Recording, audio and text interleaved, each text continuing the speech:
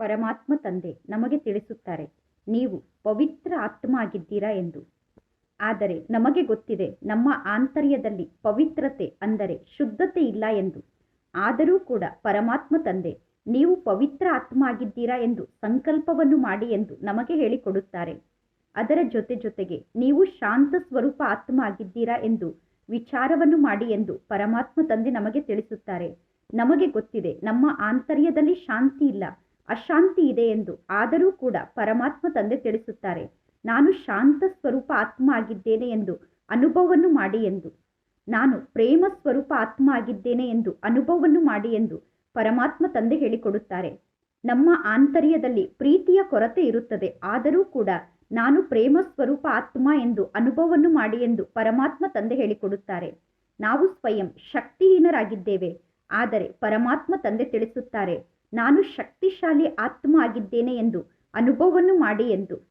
ಈ ರೀತಿ ಅನುಭವವನ್ನು ಮಾಡುವುದರಿಂದ ಏನಾಗುತ್ತದೆ? ಯಾವ ಕೊರತೆ ಇದೆಯೋ ಆ ಕೊರತೆಯಿಂದ ನಾವು ಮುಕ್ತ ಆಗುತ್ತೇವೆ. ನಾವು ಶಾಂತ ಸ್ವರೂಪ ಆತ್ಮರಾಗಿದ್ದೇವೆ, ಶಾಂತ ಸ್ವರೂಪ ಆತ್ಮರಾಗಿದ್ದೇವೆ ಎಂದು ಅನುಭವವನ್ನು ಮಾಡುತ್ತಾ ಹೋದಾಗ ಮೊದಲು ನಮ್ಮ ಜೀವನದಲ್ಲಿ 5% ಶಾಂತಿ ಇತ್ತು. ದಿನ ಪ್ರತಿದಿನ ಕಳೆದಂತೆ ನಾವು ಶಾಂತ ಸ್ವರೂಪ ಆತ್ಮ ಎಂದು ಅನುಭವವನ್ನು ಮಾಡುತ್ತಾ ಹೋದಾಗ ಆ ಶಾಂತಿ 20%, 40%, 60% ಇದೇ ರೀತಿ ಜಾಸ್ತಿ ಆಗುತ್ತಾ ನಾವು ಸಂಪೂರ್ಣ ಶಾಂತ ಸ್ವರೂಪ ಆತ್ಮರಾಗುತ್ತೇವೆ. ಏಕೆಂದರೆ ನಾವು ಹೇಗೆ ವಿಚಾರವನ್ನು ಮಾಡುತ್ತೇವೋ ಆ ವಿಚಾರಕ್ಕೆ ತಕ್ಕಂತೆ ನಮ್ಮ ಸ್ಥಿತಿ ರೂಪಿತ ಆಗುತ್ತದೆ. ಆದ್ದರಿಂದ ಇಡೀ ದಿನ ನಾನು ಶಕ್ತಿಶಾಲಿ ಆತ್ಮ ಆಗಿದ್ದೇನೆ ಎಂದು ಅನುಭವವನ್ನು ಮಾಡಿದರೆ ನಮ್ಮ ಆಂತರ್ಯದಲ್ಲಿ ಶಕ್ತಿ ಜಾಸ್ತಿ ಆಗುತ್ತದೆ ಮತ್ತು ನಾವು ಸ್ವಯಂ ಎಲ್ಲ ಪರಿಸ್ಥಿತಿಯನ್ನು ಎದುರಿಸುವಂತಹ ಶಕ್ತಿಶಾಲಿ ಆತ್ಮರಾಗುತ್ತೇವೆ.